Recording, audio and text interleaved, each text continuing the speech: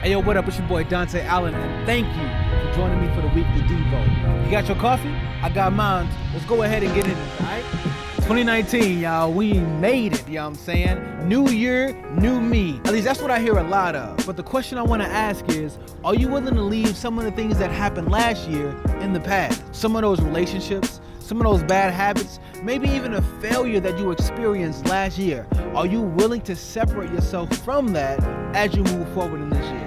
If I can be honest, there's some things that want to hang around from last year into this year. Maybe it's some people, maybe it's some bad habits, but it won't leave until you actively separate yourself from it. But I know that this can be super hard.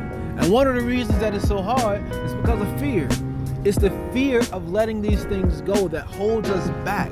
You know what I'm saying? Maybe we're afraid because we've lived with this thing for so long that we don't know how to live without it. Or we fear what the future may bring if we actually cut this thing off. See, if I can be honest, years ago I experienced a deep hurt.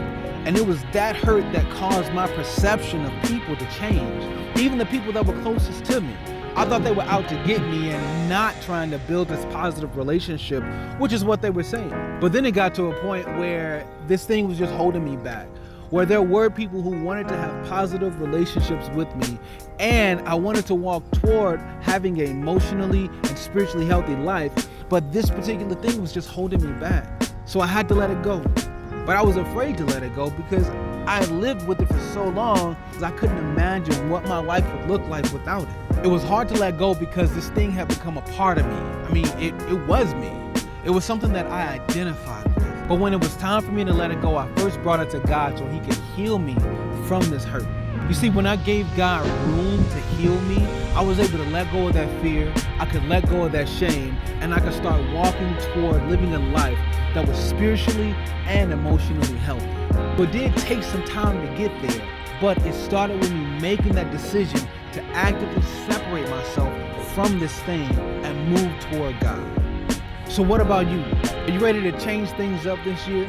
Are you ready to start walking toward a spiritually and emotionally healthy life? 1 Peter 5:7 says, cast your cares on him because he cares for you. You see, God cares for you. God desires for you to live a life that is spiritually and emotionally healthy. So if you're ready to move forward toward a spiritually and emotionally healthy life this year, I want you to drop a peace sign in the comments so that I can be standing in prayer with you. Remember, God's desire is for you to live an emotionally and spiritually healthy life. And he's rooting for you. So am I. All right?